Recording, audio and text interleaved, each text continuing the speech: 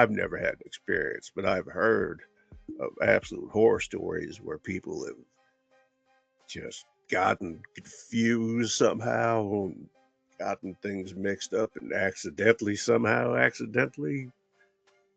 ended up finding out that the person that they took home is of the same sex, and that's not what they were looking for, and it could end up real bad.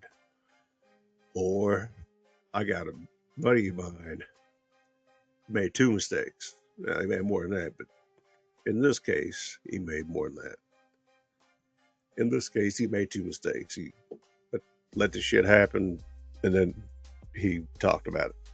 So I had a buddy, and out here in Kansas City, there's places to go. There's entertainment districts just like any other city. And not saying anything ever bad. I don't go to them just because I don't go out. There's no reason for me to go out.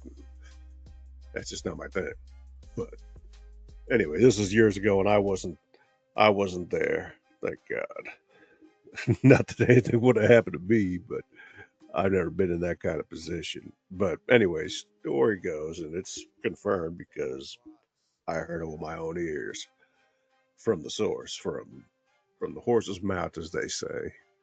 And I'm not using nobody's name, and you know, whatever. Here's it. Get back to. I don't care. That's all it is. But actually, three mistakes he made.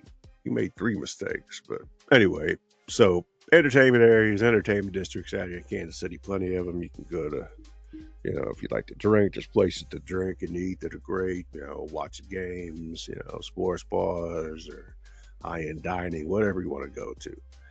And there's a downtown, there's the Power and Light District, which is, basically the entertainment district downtown. You got like the Plaza, you got Westport, you got Midtown, you got the Arts District, you got the Crossroads, there's just all kinds of shit that you have out here in Kansas City that people don't even know about because nobody really thinks about Kansas City unless it's the Chiefs and Taylor Swift or Patrick Mahomes. Otherwise, nobody gives a shit about KC.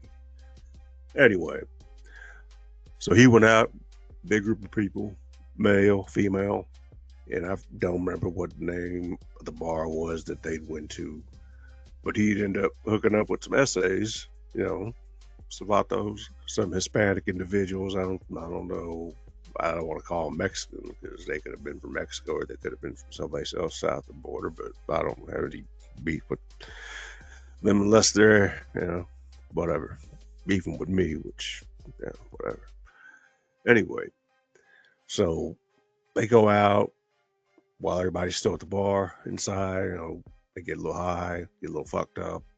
Probably do a little. I think he did a little too. What he said, and they smoked a blunt. And they went back and they had some more drinks. And I guess one of them put something in their drink, and everybody's leaving. As far as the group that he'd come with, they're all leaving, and he's saying, "Nah, I'm just gonna stay here with them, and they're gonna give me a ride. I'll get a ride." And I'll be all right. Don't worry about me. And they're like, all right, man, you sure? He's like, yeah, I'm good. I'm good. I'm good. All right, whatever. Next thing, next thing that happens is dude wakes up and his asshole's sore. He doesn't know where he is. His ass is bloody. He's just waking up. He's disorientated. Doesn't know what the fuck's going on. And then he fucking starts putting it together, and he realizes that these motherfuckers, I was like three or four of them, they took him back and they all fucked him after they put some shit in his drink. And these were dudes, and he's a dude. And, he ended up bouncing out of there real fast, like, and just getting the fuck out of there. And he told 5-0, and they came down there and they took care of him.